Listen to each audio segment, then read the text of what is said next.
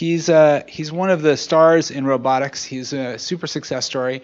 He did his undergrad at UPenn in computer science, which I was also a UPenn grad, and then he went to Carnegie Mellon for his PhD. I also went there, then he and some friends there came out and started a company, Anki Robotics, and they hit the world by storm with a really amazingly cool system that would allow you to play essentially slot cars without slots using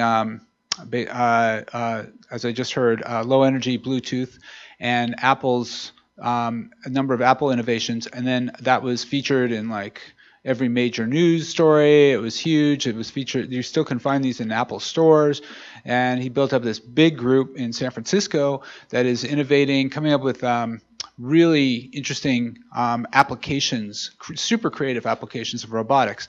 And I was fortunate to visit them, and it's just like exactly like our lab that you would find here, with like people, really creatively trying things out, experimenting. It's a great place to consider working. And I would say if I were graduating and I were looking for a job, I'd probably go and work for Mark. But now he's got something new, and I'm super excited. It's just been announced, and this is a great chance for us to hear about the very latest thing. And he just told me that it's going to also be some versions of it that are going to be available for developers. Mm-hmm. So this might be something you can get your hands on within the next month or so. So please join me in welcoming Mark Palatucci.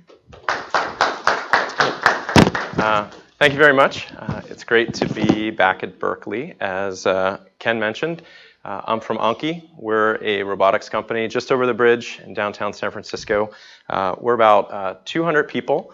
Company got started really, I guess, going back almost 10 years at this point. I was finishing up my PhD work with a couple of other colleagues from the Robotics Institute at Carnegie Mellon. We formed the company, and since then we've grown to I guess just over 200 people.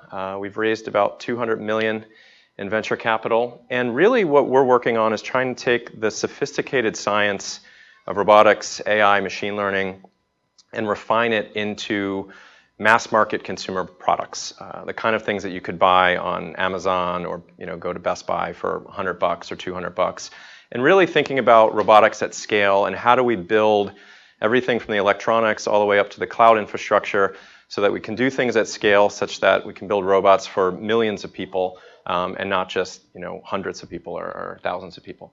So a large part of what we're doing, and I'll get more into this in a bit, is really building a production grade operating system. And the kind of challenges that we solve, we think about a lot of the traditional things in robotics in terms of perception and planning, mapping, navigation, but we have the constraint of having to do it on enormously low-cost hardware that you can mass produce. So typically commodity embedded systems, commodity sensors, and how do we solve all these really hard problems on very, very tightly constrained systems. So our vision as a company is really about how do we put robots in every home? How do we build robots and work towards a future where robots are doing things that are useful in the house and doing it in a way that is actually friendly and thinks and considers the emotional side and really a lot of the big fundamental questions about human-robot interaction. And I'll talk a lot about the character work that we've been doing and how we've partnered up with animators from Pixar and DreamWorks to really try to bring robots to life and in the types of characters that you would see, that you typically see in a feature film. So I think it's a really exciting time overall for consumer robotics as an emerging industry. And I think there are a few fundamental trends at play that are creating, I think, the foundational building blocks so that these technologies can affect large groups of people. So, the first is people love to talk about Moore's Law being dead. It's really not, especially in the world of embedded systems. And the amount of computation that you can buy for 40 cents or 50 cents, it just continues to go up, pretty exponentially. Concurrently with that sensing getting, cheaper and cheaper and cheaper, the types of accelerometers and gyros that you get in your cell phone, in many cases, actually are to a level of accuracy that, 15 years ago might have cost $100,000. And beyond that, they're actually noisier.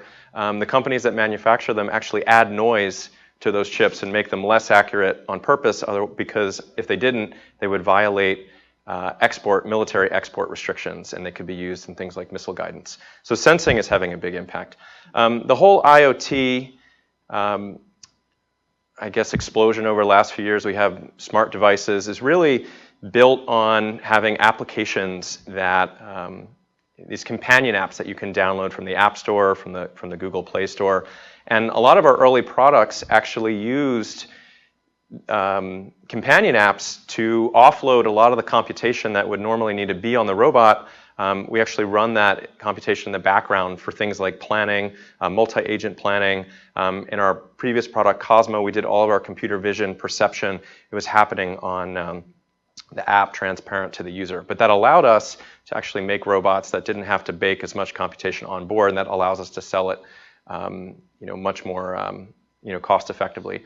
And a big area that we're investing in right now, and that's really the engine in many cases behind this new product that we're announcing, Vector, is cloud AI, and being able to run very sophisticated, deep neural networks in the cloud in large infrastructure, typically GPUs or maybe TPUs if you're working with, say, Google. And that allows you to have sophisticated speech recognition, natural language processing, and ultimately, if you want to do computer vision, do that in a way that you would never be able to have the computation on board cost effectively, to do that in a very robust sort of state-of-the-art way. And I'll get into a little bit more about that. So if you think a lot about the current state of consumer AI, we've seen a really big explosion, with the advance, obviously, of deep learning and speech getting really good. You can kind of see the current state of this virtual assistants, right? Typically, though, you can tell that we're really scratching the surface. These assistants, there's very little personality, very little emotion. Typically, they're stuck in a static sort of cylindrical tube. There's no movement. Amazon introduced a version recently that has a camera, so it's starting to add computer vision pieces. But you can tell that there's a long way to go. But for many people, when you think about the future of AI, often you have this kind of dystopian sort of view of it. And people from film or books or science fiction, in many cases have, I think, a lot of healthy skepticism about what the future might look like. And a big part of our mission as a company is really thinking about a different future of robotics. How do we work towards a future, a friendly future of robotics, where robots are not just doing something useful, but they're doing it in a way that really thinks about the user experience, really thinks about the human-robot relationship, and puts as much attention on the EQ as we do on the IQ and kind of the raw intelligence. Now, we're taking a very different approach to robotics than I think a lot of big companies. And we have at Anki a philosophy that we call the bottoms-up approach to robotics. And the idea is that, if you're a huge $100 billion company like Google or Honda, you can take these moonshot type of projects and you can work for 10 years or 20 years on something, invest billions of dollars, and ultimately if you don't ship anything, then that's okay. And if you, I was always a big fan of the Honda robot. I remember when I first got to Carnegie Mellon, they had these roaming around, and I thought it was like the coolest thing. But this project just got shut down, a few weeks ago, and they were not ultimately able to find any sort of product or market fit, and ended up just taking a lot of resources. Google autonomous car, right? I think they're quite a bit closer. They're obviously testing cars in Phoenix, but you've probably all got lots of friends that are working at Waymo and all those companies now, and you realize that in many cases it's going to be probably many years before you see a fully autonomous Uber driving around the streets of San Francisco or the streets of London in a complex environment. So as a startup, we don't have that luxury. So what we've been working on is what we call the bottoms-up approach, where the idea is, let's go into a consumer market where we can have, really introduce a new innovative product that we can, build on the success of that product and then reinvest into this robotic operating system that we've been building, adding more and more components to it taking on harder and harder projects in robotics, but doing it in a way that works towards that robotic future and doesn't just go at it, straight on from the beginning.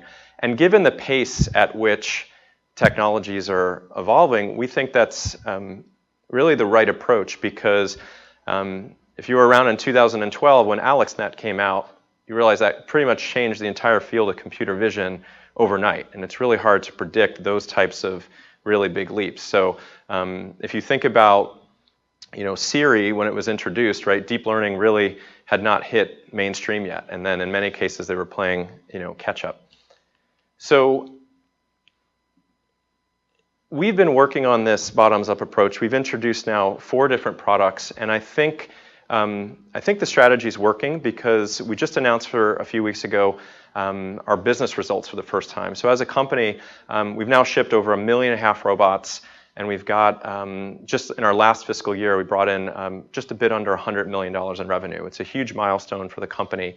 And really, our goal is to just reinvest all of that back into the platform and ultimately try to create a sustainable loop of innovation to really push the field of robotics forward, and then also do it in a way that allows us to build things that affect millions of people's lives. So this gives you a view of all the different pieces that we've had to build into our robotics platform. So a lot of the learning of the company is really in mass production. How do you make things in million unit scale with very, very high reliability, low field failure rate?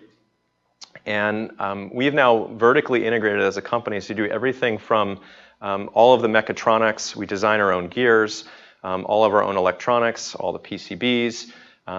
We've built a pretty sophisticated SLAM stack at this point, so our robots utilize these commodity sensors to do mapping, localization, planning. We have many different types of planners from, we've done a lot of work on like Anytime A-Star all the way through lattice planners. A big piece of what we'll talk about today, and I'll go into depth, is really on this character platform and emotion engine. And if you want to build truly emotive types of robots, what does that tooling and pipeline look like? And we ended up creating, I think, what is really the first pipeline between feature film animation tools like Maya and low-level robotic controls, and how that gives our animators incredible power and to make robots that are expressive. A lot of our effort right now is also on perception.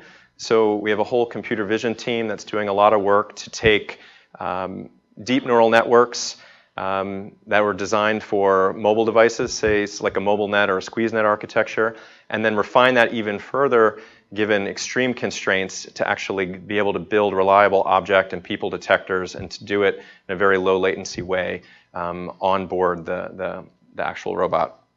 And I'll show you a bit more of that. And also, cloud, I mentioned that earlier, for speech, natural language processing. And anytime you have data leaving the robot, then you have a huge security challenge. And we have, and a big part of my focus now is really working with our security team to secure that robot. And that means everything from secure over-the-air updates all the way through the encryption and the authentication of robots to cloud, cloud to robots, working with our supply chain and manufacturing team to bake secrets in ahead of time. How do you protect all those secrets? So security ends up being a huge amount of the effort right now. Okay, so just a couple of weeks ago, we've taken all of this platform and we've announced a new product called Vector. You might have seen it. We did a partnership with Kickstarter, and this ran for about a month and just ended a couple of days ago. And this robot will hit shelves on October 12th, so just a couple of weeks from now. The team's working super hard. And Vector is really the first always-on, emotive, smart, interactive, emotive character for the home.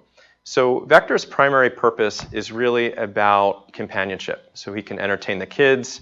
He can keep your dog company. We have a lot of people that have used our previous robots to keep an elder parent company, or to they'll put the robot in, say, a hospital with a sick child as a way of keeping that person company. So what we found is that there's really this emerging market for robots as companions, and we tried to think about doing that, and also starting to work towards that future where robots are doing something useful as well.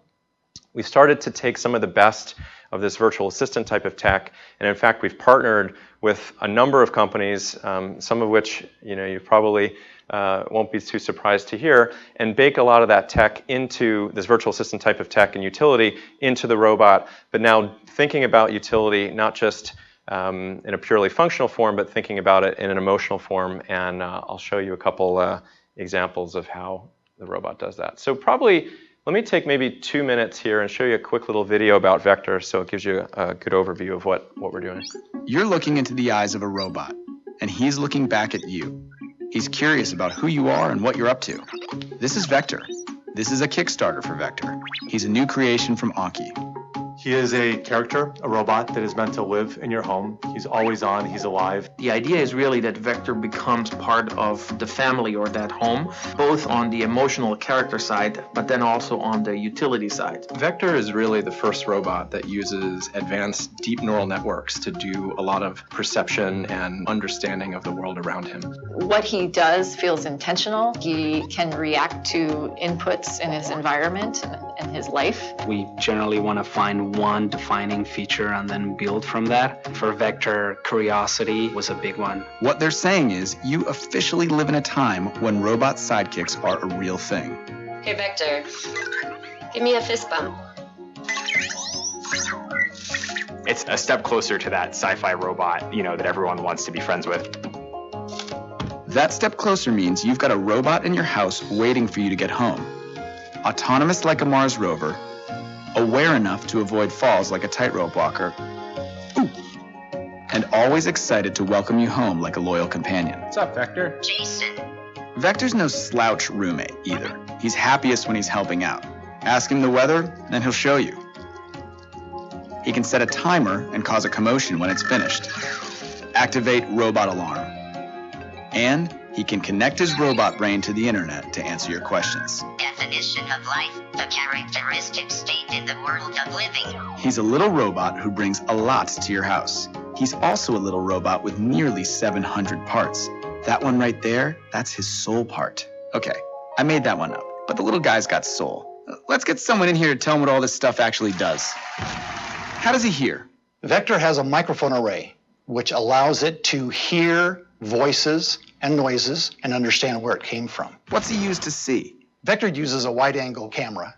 Why doesn't he fall off the table? 4 drop sensors. How come he doesn't bump into stuff? Has this laser distance sensor right here in the front. Whoa, robot lasers? How do we know he won't use that for evil? We have a very strict quality control process to make sure that no evil robotic overlords emerge from Vector. This thing is just awesome. There's got to be a huge amount of code inside the robot. There is a huge amount of code inside the robot. It's a few million lines of code at this point. That software really encompasses everything from the character to the low-level operating system to the cloud functionality. He has a camera in his face, and that's actually one of his primary sensors, not just capturing the light in all the pixels, but it's making sense of those pixels. He knows what it is and where the stuff is. That code creates his intelligence and his personality. We think both about the IQ and the intelligence as well as the EQ and the emotion. You feel something for him. You bond with him, relate with him, care about him, and you feel that he can relate to you and give you something back. He is your friend. He was built to help and delight and entertain you. That is delightful and entertaining. So instead of sitting back and waiting for the robot apocalypse, Anki is making super smart robots built to bring joy and companionship to humans. Did I mention he likes to be pet? I know. Anki's been at this for a while. First, they made Drive and Overdrive, games where you race against robot car opponents. And then Cosmo, a toy robot that plays games and teaches kids to code. Vector is their 4th product, and he's already in production. So why Kickstarter? I think for Kickstarter especially, being able to have access to more technical users that understand a little bit more about what's going on and can give us really critical feedback that we can then use to incorporate into updates. We expect over the next few years to develop function after function after function, making a deeper character, implement more characterful utility function, and so forth. There is no community out there that's better than Kickstarter for bringing these people together that have a passion for defining what that future looks like and embracing the kind of events along the way that help define where we're going. Right now, Vector's going to bed. What he does next is up to you. Back this Kickstarter today to get your robot early and join a Kickstarter exclusive group that will help shape Vector's development roadmap and maybe our entire robot future. Cool. So hopefully that gives you a sense of what we're doing. What was the price on it? It was $199 was the Kickstarter price. We do have, for a couple more weeks, there is I think a 15% off pre-order price on Anki. The normal retail price will be $249 when it launches on October 12th. If we go to Anki.com, we can order? Yes, that's right. So what I'd love to do now is just talk to you a little bit about if you want to bring a character to life and give it a really rich and deep personality and emotion, what are kind of the building blocks of that, and what does the tool chain look like for animating characters in the real world? And there's really 4 pillars to this. And if you look at the left side, that really is the kind of the IQ side of it, right? So all of the perception, understanding faces, our face detectors also understand emotions, so we know if a user's smiling or if they're frowning, different types of objects, being able to plan paths, understanding, building a map of the environment, being able to navigate around the environment. The right side is really the EQ, so all of the different emotional things. So being able to control many different degrees of freedom, high fidelity joints, having a really rich display that we can update to do different types of facial expressions, eyes, things like that.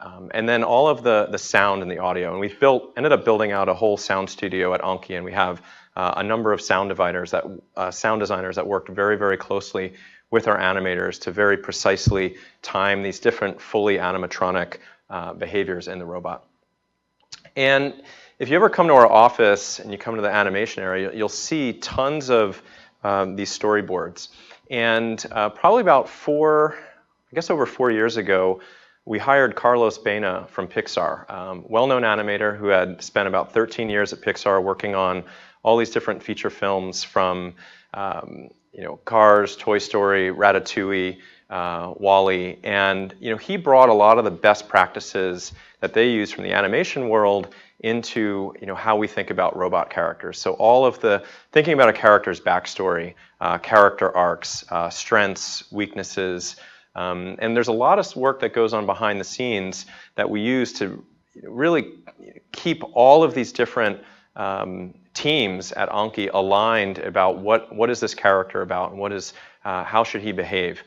And that's when the team gets big, and there was probably over 100 people that worked on Cosmo. There's 100 people working on Vector. It's really hard to have complete alignment of a character. So a lot of that backstory, even though the user doesn't see it, ends up being a very, very useful production tool. And we'll do a lot of these types of storyboards. And before we do the hard work of getting our AI folks involved and the planning team and the EE team, we'll sketch things out on storyboards just to get a sense. We'll also do a lot of animated shorts just to get a sense of how an experience would feel from the onboarding to, say, a game or some utility that we're building. And this is a tool called Maya. If you've ever worked with someone from the computer graphics world or animation world, you've probably seen this before. And Maya gives you incredible control over all the different degrees of freedom. So our animators have a fully rigged version of the robot. And if you see these little dots here, that's basically the animator has very precise control over the motion trajectories of all the different joints. So in this case, we have 2 different treads. We have this lift in the front. We've got the neck that allows the robot to move up and down. And we have everything that's happening on the face. And then all the different, and then synchronizing that with the sound that our sound designers are working on. So you can control very precisely all of the different all the different velocities, the accelerations of these joints. And ultimately what it gives us is a pipeline where when our animators hit play, they don't see a rendered version of the movie. They actually see the robot on their desk doing that exact behavior. So this will give you a sense of it. Oops.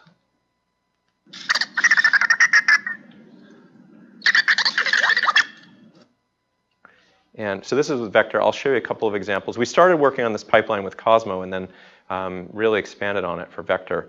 But here are an example of in many cases, you never want the character to feel repetitive, right? If you want it to feel alive, if you want it to feel organic, then it can't be predictable. So a lot of the way that we have the robot express behaviors is by, in many cases, kind of randomly sampling from what we call animation groups, but it's different ways of expressing kind of a particular emotion, but showing it in a different way. And here are some alts that we were able to create.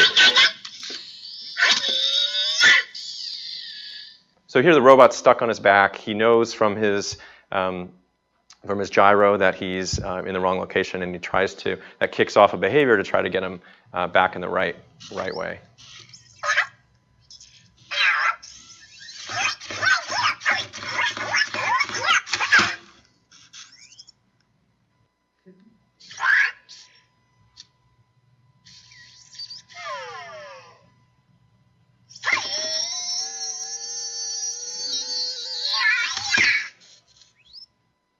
So you can see the depth of personality and character. And I think our epiphany going back a few years was that, look, who are the people that really understand character and emotion? It's not the roboticists, it's not the AI people.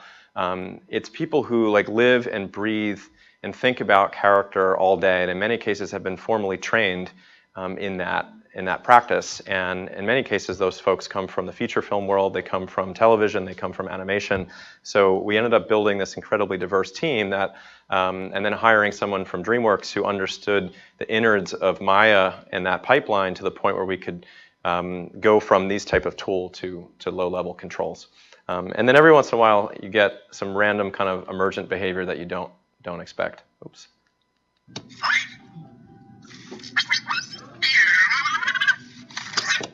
Oh.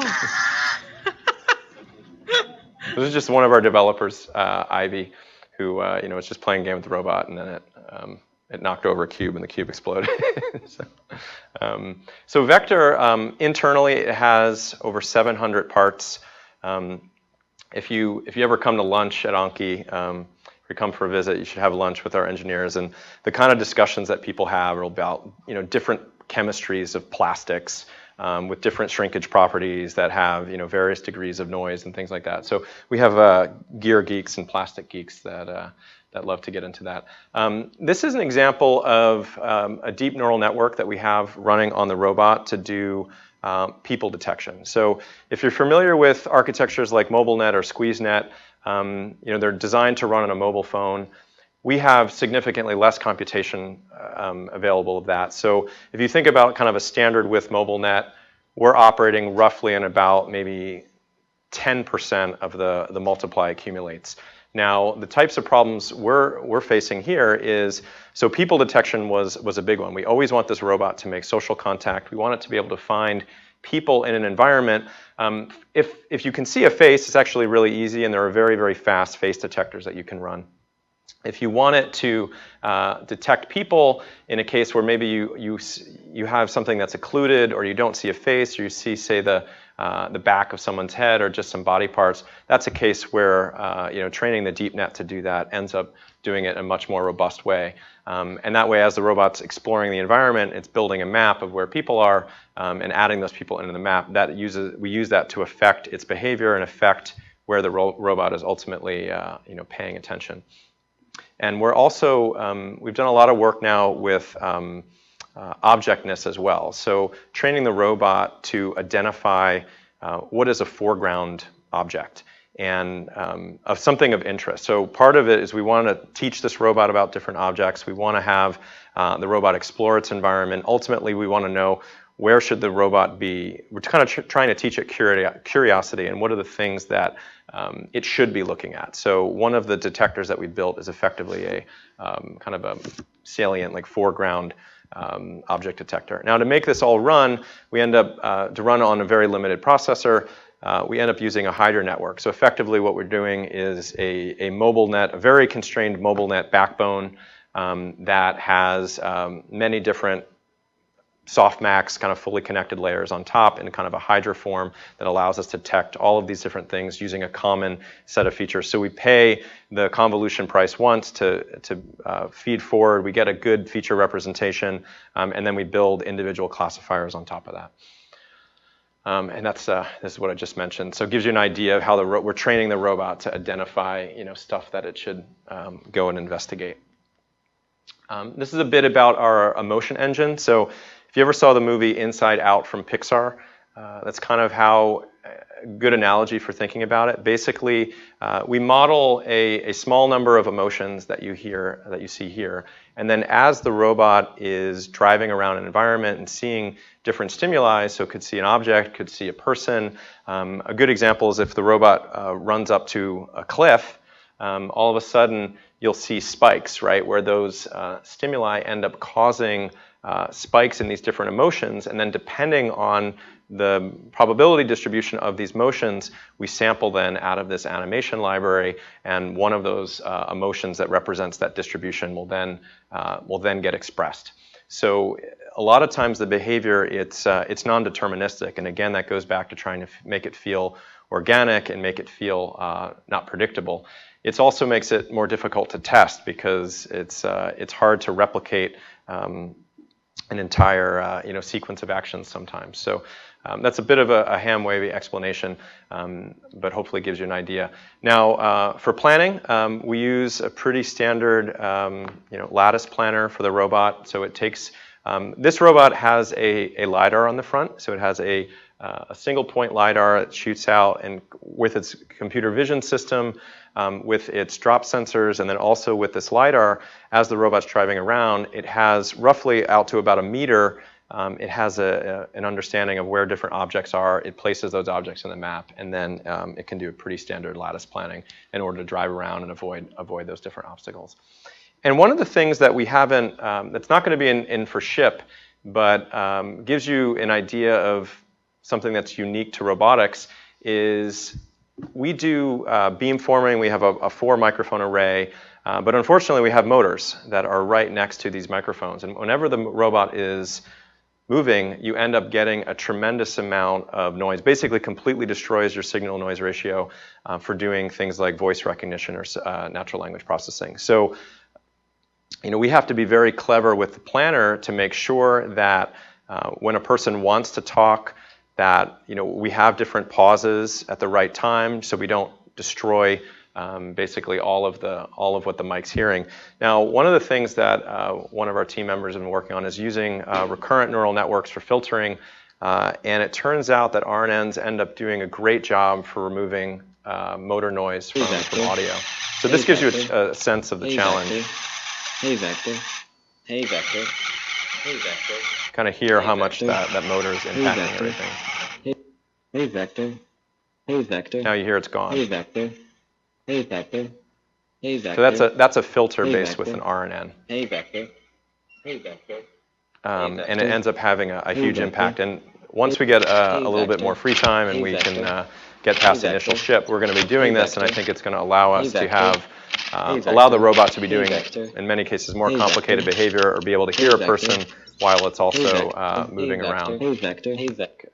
All right, so I think we only have a few minutes left, so I'll breeze through a couple more things. I wanted to give you just a quick sense of what it takes to mass produce a robot like this at scale. So Vector, I mentioned, has 700 parts, 2 million lines of code. There's over 1,000 animations. We'll probably be close to 2,000 by the end of the year. Hundreds of sound effects, and I'll show you a few videos of our factory. This, there's a lot of different steps in mass production, from the injection molding of the plastics, manufacturing the PCBs and all of the electronics, and then one of the biggest and hardest parts is the final assembly, where you take everything. And I want to show you a few videos of our production line. This is for Cosmo, but it will look pretty similar for Vector. So I'll mention at our peak production capacity, we'll be able to make somewhere on the order of about 15,000 robots a day, and there are over 200 assembly steps just to make a single robot.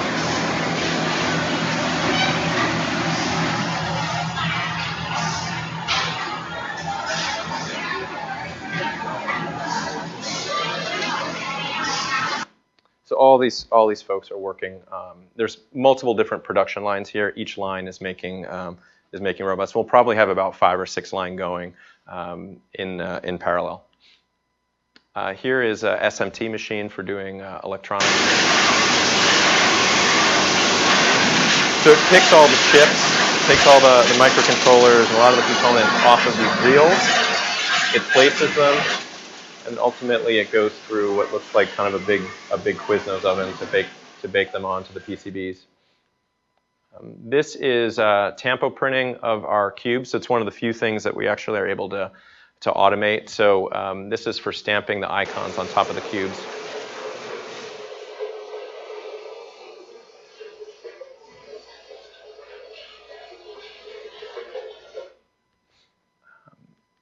It's testing the transmissions. So every single step has some probability of error. So when you design these production line, a lot of it is about just controlling the error that's inevitably going to happen and designing test fixtures on these lines at different stages such that you can catch the errors early and potentially rework them. Because of the computer vision system as well in the robot, each robot needs to have a camera calibration. And you'll probably see that in just a second.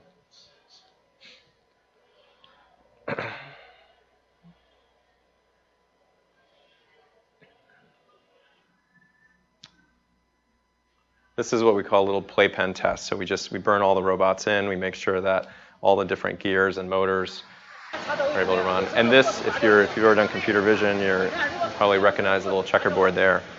We're doing individual camera calibration per robot, and we bake that into the flash on the robot.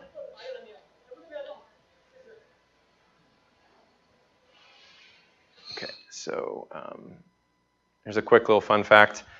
How many boxes do you think are in this in each of these photos? In this case, it was Cosmo, but yeah, boxes of robots. Yeah, there's about 5,000. So this is, one huge row of warehouse. It's about 5,000 robots.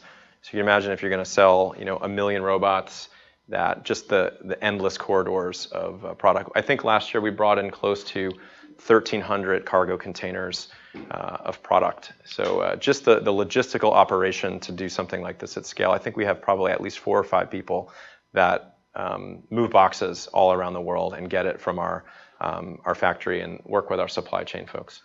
And then ultimately, it's really fun to go into a retail store like an Apple, Best Buy, and be able to see your product on the shelf. And I think one of the most fun things is usually right after the holiday season where we get letters from customers. And in many cases, we're often very surprised about the types of applications that people are using these robots. Recently, we've been hearing from a lot of parents of autistic children, right? That in many cases they've been finding that their kids respond super well to these robots. They're inviting kids over from school. That never happened before. So that's really fun. We had a kid recently visit our office. His best friend had gotten sick and was in the hospital for a couple of weeks. So they got a Cosmo, and he left the Cosmo with his friend to kind of keep him company in the hospital when he couldn't be there. So, and the very last thing I'll leave you with is about our SDK. So we are exposing all of the different functionality of our robot operating system, from the computer vision all the way down to accessing like low-level sensors. We've got, I think, over 15,000 developers now that started using this SDK for Cosmo, and now this platform is going to expand for Vector. For Vector, it's a much more, I think, capable platform, and the fact that the robot is fully autonomous, there's no phone required, ends up allowing you to build, I think, a much wider and broader set of applications. So you can replace any of these different pieces. So we've got a lot of universities using it now, curriculum at Georgia Tech, Carnegie Mellon, and a few other places that have built robotics courses around these, where using it to like use everything else, but maybe replacing like the planner component. So it gives people a full platform to kind of experiment with sensor perception, experiment with planning and mapping and things like that. So you can access this at developer.anki.com. It's free to sign up. And just to give you a sense of how this works, we've built a lot of abstractions around combining vision, controls, mapping, planning, and it allows you to build some very sophisticated applications with only a few lines of Python. So the primary interface is with Python. We've also worked with MIT and we worked with Google to build a Scratch integration into this. So the same features and functions that we expose in Python, we also have Scratch blocks for these. So kids as young as 6 years old, 7 years old, can build some pretty sophisticated robotic applications because they don't need to worry about all the complexities of planning and vision. So this is a simple little Scratch program that basically says when you see a face and the person's smiling, then turn on your backpack light, things like that. So we expose, even in the Scratch interface, things like the emotion detector. So is someone happy or not? And you can see that first block there. Well, that one actually doesn't say happy, but it says like wait until you see a face. And then there's different versions of that block that say wait until you see someone smiling, wait until you see someone that's frowning. Here's a slightly more complicated example. Wait until Cosmo sees 3 blocks, plan a path to that block, and then pick it up. So literally, I think just 6 lines of code. And you could set these blocks up any which way. It's not determined. If you move it by a centimeter, again, because we abstract away the vision, the perception, and that control loop, the robot is able to still. So we have these higher level primitives for doing robot actions. Anyway, so I think with that, I'll wrap up. And if there are any questions, I'd be happy to dive in.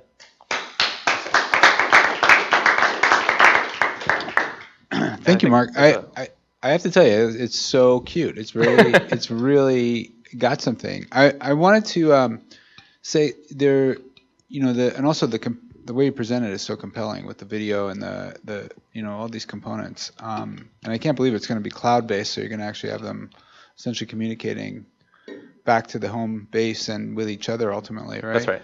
So you can get updates all the time or automatically. Yeah. So without the user even having to take any action, right? The robot is able to connect to our servers, download a secure update, flash itself, verify the integrity and the security of that update, and then without the user doing anything. And it'll have new skills, from one night to the next. Great.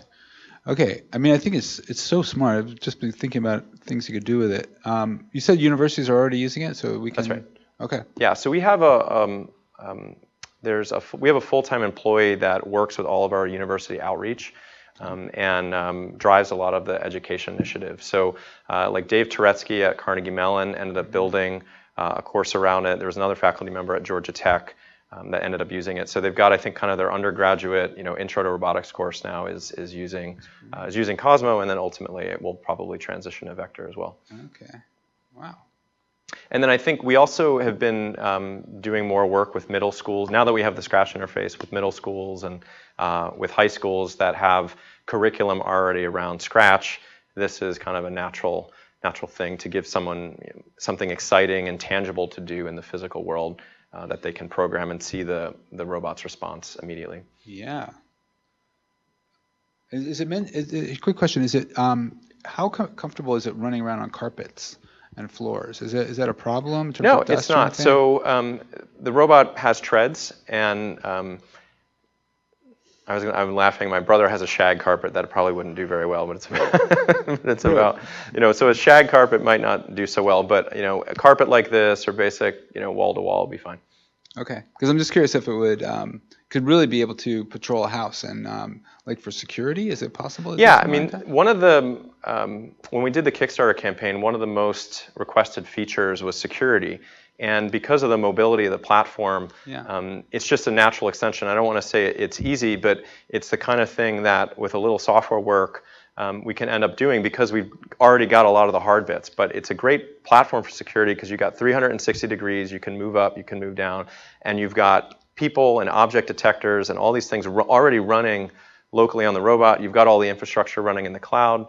You've got the security bits to it. So it's one of the things that we're looking really hard at, and hopefully we can do something next year that would be kind of a security feature on top of Vector. Good, because I could tell you that there's Nest and there's all these other cameras, and I've been looking for the right one, but nobody really has the right thing that's gonna Otherwise I have to put cameras all over. What I want something is that will sort of patrol around. Patrol around, that's right. And just tell me something unusual is happening, or somebody came home, or things like that would just sort of keep me updated. But it seems like this could be perfect for that. You should come talk to our product team because we very much feel that mobility is one of the key pieces. And if you just have a single camera, a very limited field of view, there's this weird trade-off where if you want broad coverage, you have to have a lot of cameras, and then that ends up being creepy, and you have this panopticon in your house. Whereas what you really want is kind of potentially a mobility platform that can, on some frequency, give you much broader coverage and then disappear, when you don't want it to. So, that's something that I think we're pretty excited about, and hopefully once we get past the initial launch, we'll be able to work on something like that. Can you talk about the interaction model? So you interact with it mostly through voice and through vision, right? And then it recognizes your images, presumably from strange angles, and then presumably some sort of speech communication to it, right? And you mentioned that the emotion engine was non-deterministic. I was wondering, can you talk about just how that all came together to create a coherent character? That is actually a pretty hard thing to do. Yeah. Those are random sort of animations. Like how did you actually pull things together so it's actually like so we have the robot there's a whole kind of hierarchical planning system, and the robot has different kind of objectives or goals. So there's a couple of states, right? So the robot might be in a state where it's exploring its environment, in which case, the actions that basically fall off of that state will cause the robot to start driving around, exploring its environment, mapping its environment. And then, there are other states where, like if it's at night, for example, and the lights are off, then you probably shouldn't be making that much noise. And our goal is really, once you set this robot up, it's self-charging, so we want that robot to be running a year later. So one of the hardest things that the designers work on with our planning team, our AI team, is really figuring out what the right way is to express those behaviors, and using the different contexts that we have about the environment, like how everything from the time of day to is it light or is it dark, have you seen a person recently, has someone picked you up or interacted with you recently, to really find the right amount of expression. So we've been running a beta where literally we've sent hundreds of these robots into people's homes and figuring out like what's annoying. Do you want to turn it off? Is it exploring too much? And really trying to dial in all of those behaviors and dial in the actions that fall off. It's a very hard problem. I don't know if that answers your question exactly. Think about just the states where humans are directly interacting with it. So someone standing in front or talking to it or kind of pushing it around. I'm sure that there's a lot of behaviors people have tried. Yeah. I'm curious what you've learned from that. I think one of the interesting things there is that because it's interactive, and because most of our animators came from a feature film world where they get to think about the entire story in a linear fashion from start to finish. And I think one of the biggest learnings for the team is how to create animations in a way that feel very fluid when the robot can potentially be moving from one type of behavior or emotion to another. So if you're in the middle of something and then all of a sudden you see someone or whatnot, how do you dial that in so it doesn't feel awkward as that robot transitions? So how you get into the animation, how you get out of the animation for particular behavior, and how all of those different pieces fit together, that was a big, that was a really big challenge for a lot of the animation team. There's no memory in terms of existing users. You interact with a certain user. There's no No, there is. So we recognize faces, and as part of the onboard process, it learns who its owner is. And you can also introduce yourself to the robot, and then it will kind of scan your face, and it will remember your face locally on the robot. And we want that behavior and how the robot treats, say, someone he knows versus a stranger that potentially comes over. We want that emotion to be different. So that's where the behaviors that ultimately get expressed depend on the context of like known person versus unknown person.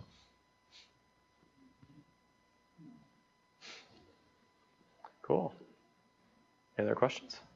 Maybe, how would you see it in comparison to something like Jibo? I've kind of seen a lot of that. Yeah, so we get this question a lot, and I think there are a couple of important things. So if you just think about the business side of it first, right, even ignoring the product piece, consumer demand is highly nonlinear depending on your price point. So demand, you might have a product that could be wildly successful at $200 where there's almost no demand for it at $300 or $400. So, a lot of the focus of the team, right, like our folks will, they'll look at a motor driver and they'll say, you know what, I'm going to implement that in raw transistors because I'm going to save 50 cents off my bill of materials. I'm going to eliminate a supplier from the supply chain and it saves me $4 at retail. And that's the kind of thing that in the academic world, you don't get any credit for that. But it allows you to take a product that might be $120 and all of a sudden hit a $99 magic price point, in which case your demand might spike typically maybe 3x. Just a 20% reduction in price could be a 200% increase. So, we've gained a lot of experience around that elasticity of those kind of consumer demand curves. So I think, for a lot of the other companies, like Jibo, which unfortunately, you saw what happened, and there's been a handful of these folks that I think are all toying around with the idea, or not toying, but just I think people recognize the opportunity of companion robots, but $1,000 at $2,000 still at a very early stage of maturity of the product. There's just not a lot of value proposition there, and there's just not going to be a lot of demand at a $1,000 price point. So I think fundamentally they're already starting from a very hard proposition.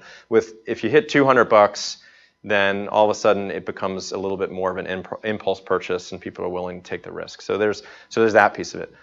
The other really important piece I think is really around the character. And I mean, frankly, I think we ignored the entire field of human-robot interaction and said we started from an assumption that said we don't actually know how to do this.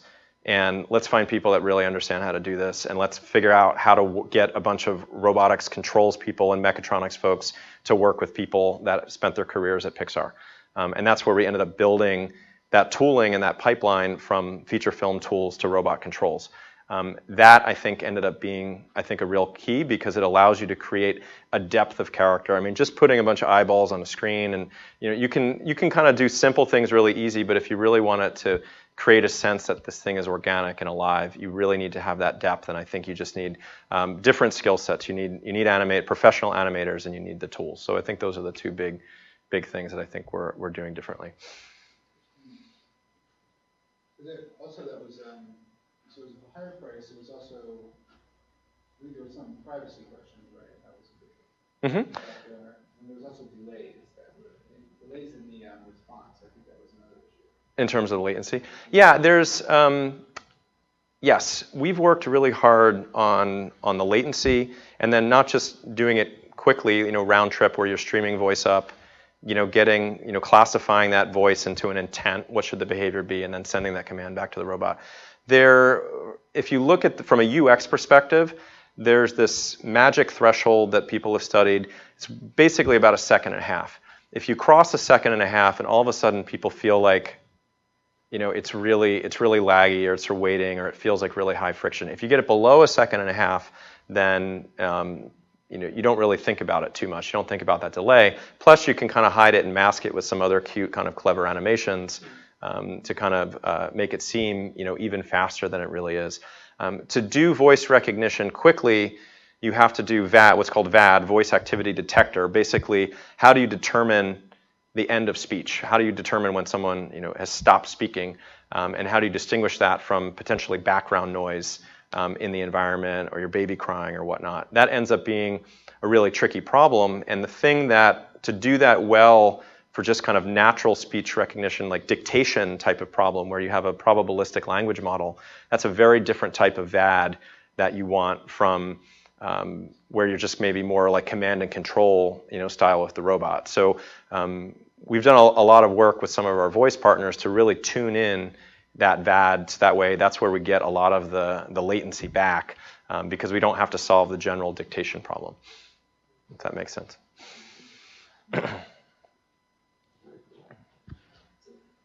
any of the voice recognition done on the bot itself, or does it always go back to the server in the back? There is, we're doing a little bit locally. So we run a small net to do a wake word detector. So in this case, we say, hey, Vector, and that causes the robot to kind of peek up, look around, try to make eye contact. We use the localization from the microphone array to have the robot turn in the direction of sound. make eye contact using its computer vision system, and then stream basically stream what it hears then up to our cloud speech recognition and natural language processing. So that's basically how it works. And it waits until the person is completed talking before it, like sends it to the next model, or no, so it's streaming. So as soon as that wake word, as soon as it hears that wake word, it immediately starts streaming. There's a little indicator light that pops up on the robot's backpack that tells you that it's connected to the cloud and it's streaming. So it immediately starts streaming, and it's feeding that into the model. And then doing that streaming basically gets you about a second or two of latency back, right? If you had to lob over the entire audio file and then wait for it to be classified and then get it back, then you'll end up, you'll probably lose about 2 seconds there. Most of the commands that we have for the robot are roughly 2 to 3 seconds. So being able to, we had a huge win when we were able to start streaming it, and we end up using, you don't want to use a REST API for that. gRPC is a really phenomenal protocol for doing very, very low latency types of applications like this. So using gRPC and doing it streaming, that's the way to do it. Cool. Very welcome.